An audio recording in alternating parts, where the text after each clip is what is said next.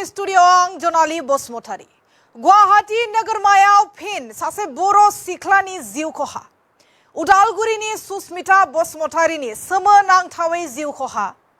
Mintine Manai Baidibla Susmita Bosmotari ni Gesutunai Sengra Akas Prosada Butarnaizeng Lebadong. Hatigau Pulisa Susmita Bosmotari ni Gesutunai Akas ko Khanani Langbai. Guwahatiyaw Pin Boro Siklani Ziu Koha. Ada bhara no'aw mandang siklani gathai dehako. Susmita Bosmotari ni sama nangtau ziu koha. Gesathonai sengrako khabai pulisa, Hatigau pulisa Akas Prasad ko khanane langbai. Guwahatiyaw pin sase Boro siklani ziu koha.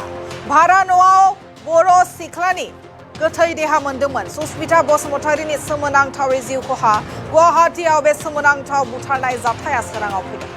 Guwahati Nagarmani Beltolayaw Thanai gongse bhara no'aw sase Boro siklani gathai deha mandeng. Be Boro siklani mungana jadeng Susmita Bosmotari.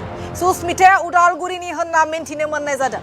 Susmitaya Hatigawni Sewali Potni gongse bhara no'aw thayoman.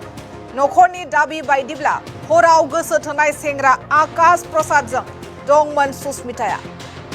Susmita thainaini unawno Bedprasad Ojot nokhorni Gesuthonai sengra Akas Prasadana buthardengman Susmitako. Da Hatigau pulisa Akas Prasad ko khabai honnane mintine monnai jadeng.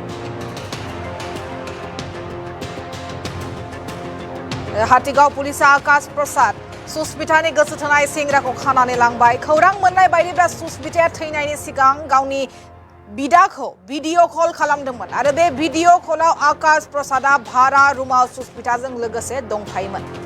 नखरनि सोद्रोमाफोरनि बायदिब्ला सुस्मिताया आकाश प्रसादनि जेबो खोथा न'आव फोरमायाखैमोन आरो अजद होनाय बायदिब्ला सुस्मिताया आकाशनि थाखाय गावनि साख्रिखौबो गारबायमोन।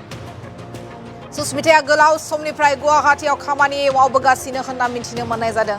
जिउ खोमानाय सुस्मिताया उदालगुरि जिल्लानि उत्तल नलबारि गामिनि सुस्मिता बसुमतारिया 28 बोसोर बैसोनि। गिबियावनो गंसे NGO खामानि मावजेनदोंमोन आरो नैथियाव एक्सिस बेंकआव साख्रि मावदोंमोन सुस्मिताया। एक्सिस बेंकनि उनावनो बेखौ नागारना जाथाय जानायनि साननैसो सिगां गंसे गारि कम्पानियाव खामानि मावदोंमोन। सुस्मिता बसुमतारिया गोजौ फरायसालिखौ उदालगुरि डायमन्ड इंलिश स्कुलाव फरायदोंमोन। बेनि उनाव जरहाटआव फरायदोंमोन आरो ग्रेजुवेट खालामखांना सुस्मिताया गुवाहाटीआव MSW मास्टार्स इन सशियेल वर्क खालामदोंमोन। गुवाहाटी बेलतलानि भारा रुमाव बयफ्रेन्डजों जयै थानायनि उनाव सोमोनांथावै सुस्मिता बसुमतारि थैनाय जाथायखौ नखरनि सोद्रोमाफोरा गोरलैयै गनायना लानो हायाखै। गुवाहाटीआव मोनसे सोमोनांथाव बुथारनाय जाथाय सोराङाव फैदों। सुस्मिताया उदालगुरिनि होनना मिथिनो मोननाय जादों। सुस्मिताया बेलतलानि सेवाली पटनि गंसे भारा न'आव थायोमोन। नखरनि दाबि बायदिब्ला हराव गोसो थोनाय सेंग्रा आकाश प्रसादजों सुस्मिताया लोगोसे दंमोन। सुस्मिता थैनायनि उनावनो बेदप्रसाद अजद बिफानि जे गोसो थोनाय सेंग्रा आकाश प्रसादानो बुथारदोंमोन सुस्मिताखौ। सुस्मिता थैनायनि उनावनो बेदप्रसाद अजद बे नखरनि सोद्रोमाफोरनि थैनायनि सिगां भिडिअ कल हरनाय जादोंमोन सुस्मितानि बिदाखौ। बे भिडिअ कलआव आकाश प्रसादा भारा रुमाव सुस्मिताजों लोगोसे दंफायोमोन होनना मिथिनो मोननाय जादों आरो नखरनि सोद्रोमाफोरनि बायदिब्ला सुस्मिताया आकाश प्रसादनि जेबो खोथा न'आव फोरमायाखैमोन। दा सोमोनांथावै सुस्मिता बसुमतारिनि थैनाय जाथायखौ नखरनि सोद्रोमाफोरा गोरलैयै गनायना लानो हायाखै।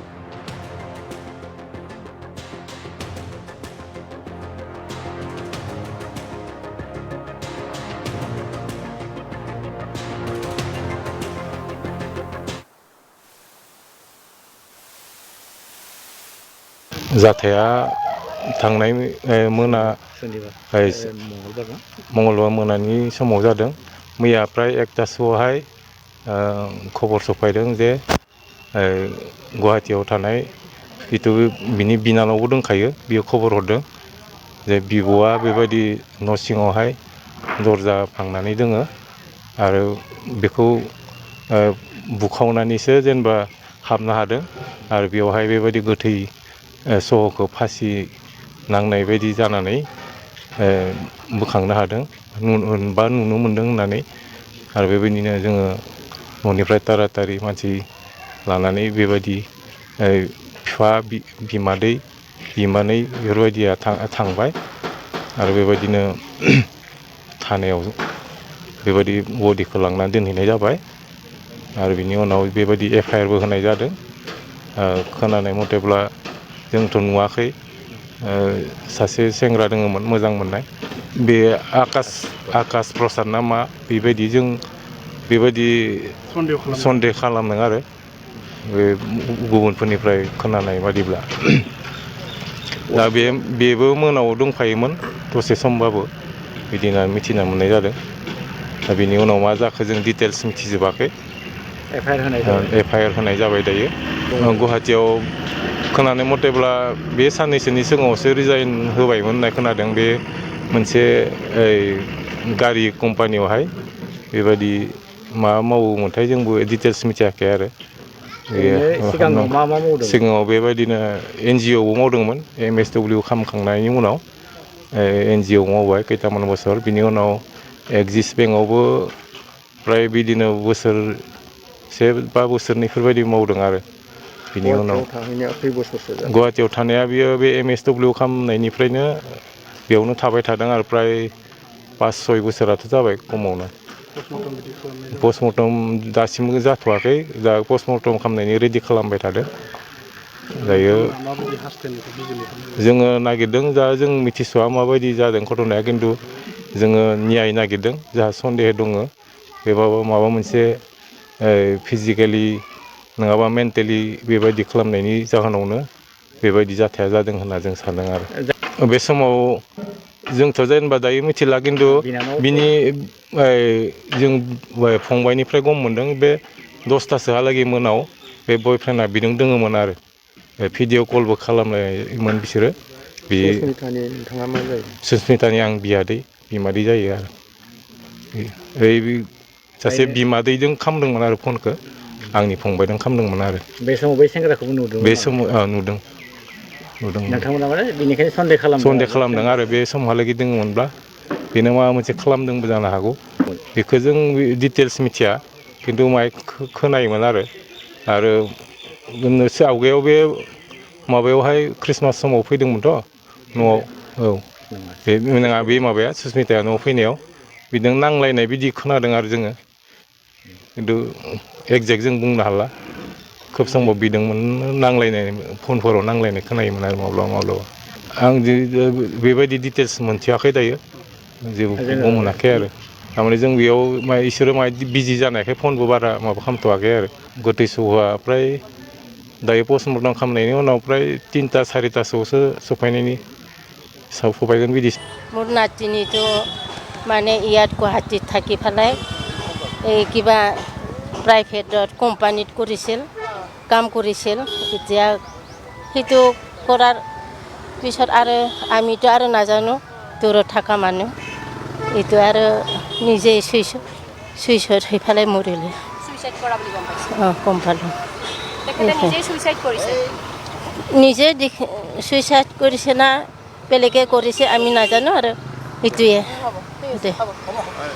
মোৰ নাতিনীটো মানে ইয়াত গুৱাহাটীত থাকি পেলাই এই কিবা প্ৰাইভেটত কোম্পানীত কৰিছিল আচলতে মই প্ৰায় 1:30মান বজাত গম পাইছোঁ মোৰ ছোৱালীটো ছুচাইড হৈছে বুলি আচলতে এই ছুচাইডটো মানে মেণ্টেলি টৰ্চাৰ কৰি পেলাই ছুচাইড কৰিব দিয়া তেনেকুৱা লাগিছে আৰু মানে নিজে ছুচাইড কৰিছে না তেওঁ মাৰ্ডাৰ কৰিছে এইটো মই ডিটেইলছকৈ ক'ব নোৱাৰোঁ কিন্তু মেণ্টেলি টৰ্চাৰ কৰি পেলাই তাক ছুচাইড কৰিব মানে বাধ্য কৰাইছে আৰু সেইটো প্ৰেমৰ সম্পৰ্কত তেনেকুৱা মইতো গম নাপাওঁ জাষ্ট মই কেইদিনমান আগতে তেনেকুৱা ল'ৰাৰ লগত ভাল পাই বুলি মই গম পাইছিলোঁ কিন্তু তাৰ লগত কিমান দিনৰ পৰা সম্পৰ্ক আছে তেনেকুৱাতো মই গম নাপাওঁ ছোৱালীজনী